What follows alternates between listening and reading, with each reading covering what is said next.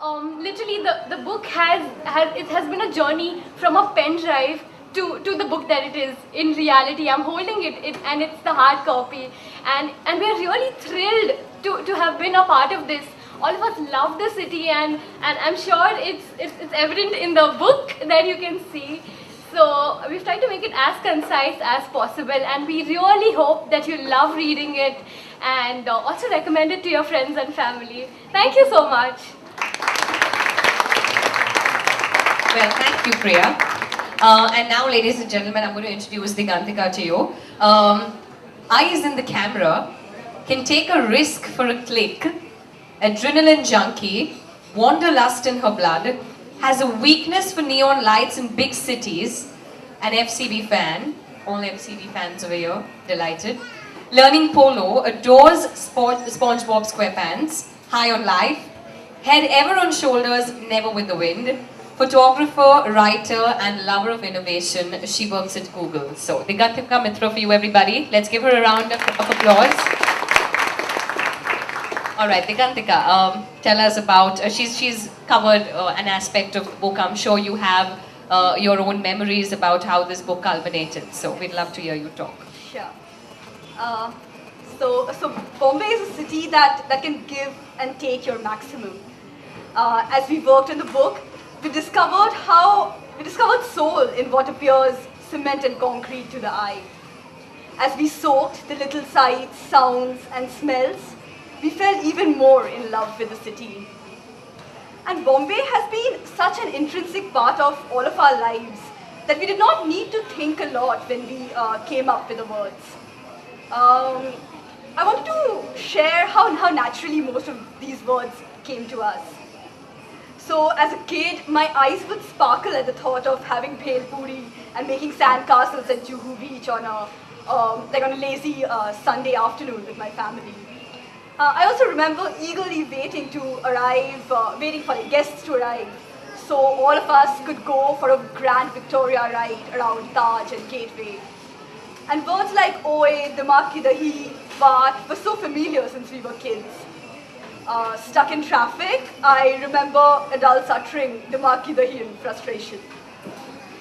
Also, as we grew up, we flipped through entertainment magazines and newspapers, and we got addicted to masala news and page 3 gossip. Also, all through our college life, we've always been traveling by local trains. And we would always down cutting chai at the tapri during every 2-minute break in between lectures. And before an early morning lecture, we would always grab a quick bite of maska pav at the nearby Irani cafe. And after college, we'd always walk down Fashion Street or Colaba Causeway for some rasta shopping to get some trendy junk at a throwaway price. And after a hectic shopping, we would take a chilled bite of Mewar Kulfi. After each clubbing night in town, we'd religiously go to Ayub's for a delicious chicken roll and a midnight walk at Marine Drive to watch the glitter of Queen's Necklace. And this would remind us how glamorous our Bombay is. And a lot of times we would just like to randomly just walk around Bombay, just explore the city. So we would a lot of times walk down Dalal Street and gaze at Bombay Stock Exchange, wondering how get-rich-quick dreams have come true or mercilessly bulldozed right there. So these words were such a part of our daily city life that we identified effortlessly when we started writing about these words.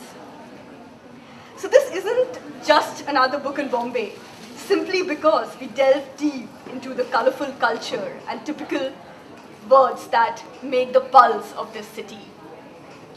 This is perhaps the first ever attempt to compile a cultural lexicon on this vibrant city. If you just go through the book, you'll automatically identify and easily understand the essence of Bombay.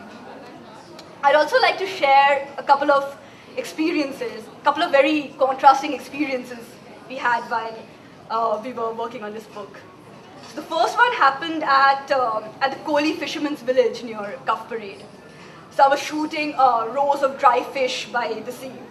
And I was trying to speak to them, trying to find out the typical words these Kohli fishermen use. And suddenly I see this crinkled old fisherwoman coming running towards me.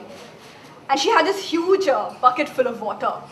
She came running and she attacked me, screaming, "Photo khichega to camera mein pani phek dega." I ran with my paper, life and camera in hand. So no wonder the old saying goes, life can be stranger than fiction. The second is a rather contrasting incident. I was trying to shoot best buses on a scorching summer afternoon near VT. And I was also trying to chat in Mumbai with the vendors. So I was sweating profusely and I felt very fatigued.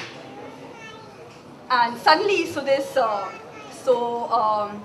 the owner of a very busy tea stall noticed me. And he decided to give his business a minute's break.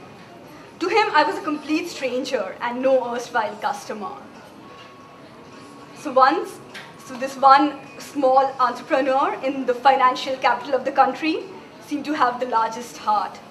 He approached me with a refreshing glass of cutting chai.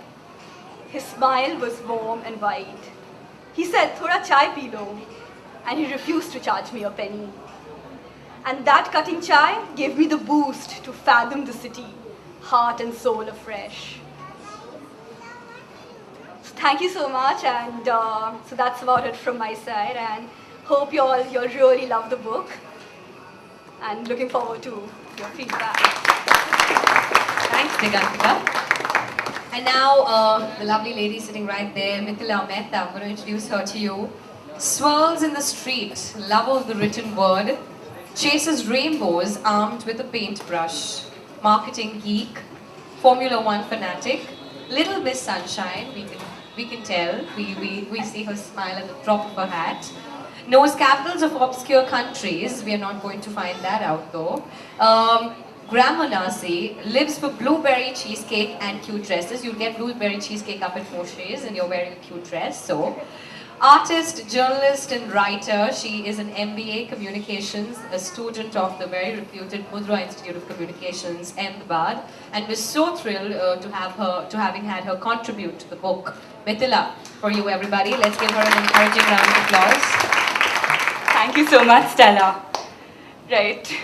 So if you ask me to encapsulate this entire book, all 100 pages of it, into one sentence, including the photographs and illustrations, here's what I would say.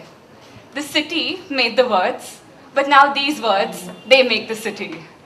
In a nutshell, that's pretty much cutting chai and maska pav for all of y'all. And when we look back on this entire journey, we can't help but feel overwhelmed. When we started with a college project, as Priya told y'all, all those months ago, I don't think any of us ever expected to have a book at the end of it, published by a reputed publisher like HarperCollins, to have a room full of people here to support you and be there at a book launch. I don't think any of us had the slightest whiff that something like this was in the offing. But it's a wonderful feeling to be able to hold this book, to be able to touch it, feel it, our labor of love, and it's a reality today. I remember I wrote my first book when I was in 4th grade, seriously. And it was a random story. It was a story about a parrot who happened to be a kleptomaniac.